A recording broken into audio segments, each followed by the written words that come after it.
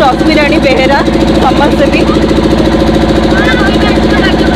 आज आम भोई साई रू नहीं कि गाँ भीतर नयापल्ली रे तिरंगा शोभा यात्रा करुचु आम इंडियन आर्मी मानू कृतज्ञता जनवाई जन देवाई कि आम प्रति महिला नागरिक छोट भाई भौणी समस्ते सहित एकत्रित होकर सहयोग करुचु पछपटे सब बेले सपोर्ट करुचु आम देश को आम देश उपर किसी भी विपद आसिले आम सब भारतीय एकत्रित होकर एका सागे लड़ू।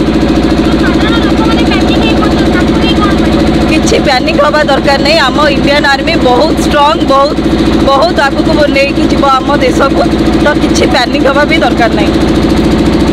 नवकिशोर बेहरा समाजसेवी।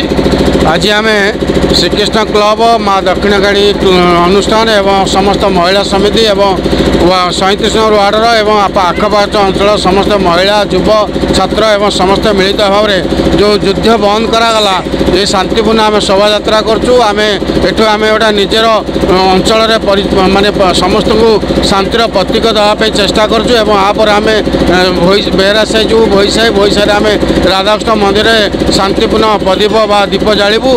आम जगन्नाथ को प्रार्थना करूँ ये शांतिपूर्ण ये शांति युद्ध शांति रहू। आम समस्ते भातृभाव और भाईचारा बंचाई रखा। युद्ध हेले आम निश्चिंत समस्त क्षतिकारक हम जो भाई भौणी मैंने विभिन्न भारत हो पाकिस्तान जो क्षति से क्षति पूरण कहीं करें। आम जगन्नाथ प्रार्थना करूँ जगन्नाथ को जगन्नाथ से केमती शांति युद्ध बंद कर एवं शांतिपूर्ण वातावरण। आमर मो ना अहल्या डिगल नमस्कार जनाऊँगी। आमर जो आज भारत जो आमर जो सेना माने जो आर्मी माने आमर आमपाई जो मैंने लड़ुंट आज से जगार से लड़ुंट बोली आज आम यही जगार शांति श्रृंखला शोई पार्चु कि खाई पार्चु कि पिंधिकी रही पार्चु। आज तंकरी आम पदयात्रा करूँ आम बल दौचु आम स्वागत करूँ। आमपाई जमी आम भारत सागर पाकिस्तान को सागर जमिया युद्ध करमती आमर सिंदूर आम स्वामी मान बचाई आम सिंदूर से पुछि नहीं आमर सिंदूर मंगलसूत्र को आम रक्षा करने आम आज भारत सेना आम लड़ुंट आम गोटे माने भारत माता की भारत माता की भारत माता की आम भारत सेना सेमती सब बेले रही आम भारत सेमती जीतिकी आसवे जी जीतिकी आम भाई जाइए आम स्वामी जाइए आम बापा जाइए आम पठेचु से जगह को सी आम लड़िकी आम भारत को जितैकी आनिकी से घरे भलरे पहुँचिकी रही साथ मातरम मातरम मातरम।